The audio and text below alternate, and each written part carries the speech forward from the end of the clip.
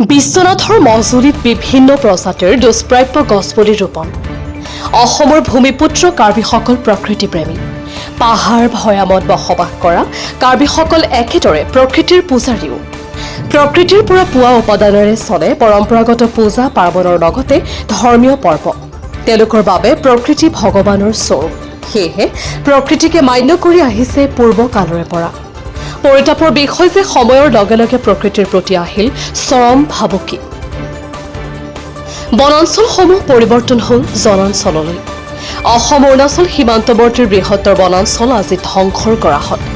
উদং হৈ পৰিল চিৰসেউজ সেই ঘন অৰণ্যৰ পাহাৰৰ বুকু, যাৰ ফলত অভাৱ ঘটিল ভূমিপুত্ৰ কাৰ্বিসকলৰ পূজা পৰ্বৰ লগতে দৈনন্দিন জীৱনৰ বাবে প্ৰয়োজনীয় খাদ্য পাত ফুলৰ লগতে ঔষধি গুণযুক্ত বিভিন্ন প্ৰজাতিৰ লতা তৰু তৃণ গছ গছনি।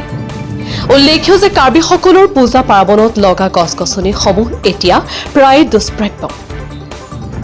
সেয়েহে পূজা পাৰ্বণত লগা দুষ্প্ৰাপ্য গছ গছনিসমূহ ৰোপণ কৰাৰ সিদ্ধান্ত গ্ৰহণ কৰিলে বিশ্বনাথ মজুলি পথাৰ কাৰ্বি সমাজে। প্ৰকৃতিৰ ভাৰসাম্যতা ৰক্ষাৰ লগতে দুষ্প্ৰাপ্য গছ গছনি লতা তৰু তৃণসমূহ সংৰক্ষণৰ বাবেও গ্ৰহণ কৰিলে বিশেষ ব্যৱস্থা। সেয়েহেতুকে মজুলি পথাৰ কাৰ্বি সমাজে অসম অৰুণাচল সীমান্তৱৰ্তীৰ পাহাৰৰ পৰা বিভিন্ন প্ৰজাতিৰ বহু দুষ্প্ৰাপ্য গছপুলি সংগ্ৰহ কৰি ৰোপণ কৰিলে মজুলি জলসিঞ্চন আঁচনিৰ পৰিত্যক্ত ভূমিত। ৰক্ষণাবেক্ষণৰ বাবে বেৰ আদি দিয়াৰো ব্যৱস্থা গ্ৰহণ কৰিলে কাৰ্বি সমাজে। আজি সামূহিকভাৱে হজ কৰি জলসিঞ্চনৰ পৰিত্যক্ত ভূমিত ৰোপণ কৰিলে বহু দুষ্প্ৰাপ্য গছপুলি।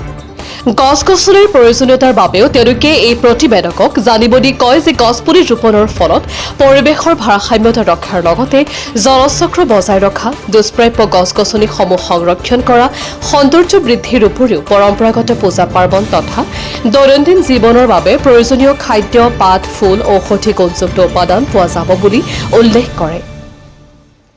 এই প্ৰয়াসে ভৱিষ্যতৰ সময়ত প্ৰকৃতিৰ নিৰিবিলি পৰিৱেশৰ সৃষ্টি হ'ব, য'ত পৰ্যটন কেন্দ্ৰৰ বাবেও এক আশাৰ ৰেঙনি কঢ়িয়াই আনিব বুলি আশাবাদী স্থানীয় ৰাইজ। ইফালে গছপুলি ৰোপণৰ উদ্দেশ্যে আয়োজন সজলে বুলি সকলোৱে একেলগে মিলিজুলি প্ৰীতিভোজ কৰাও পৰিলক্ষিত হয়।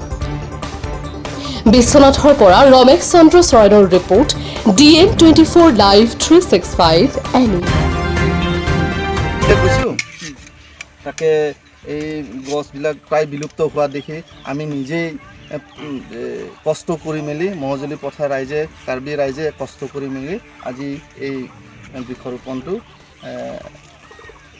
আমি শুভাৰম্ভ কৰিছোঁ।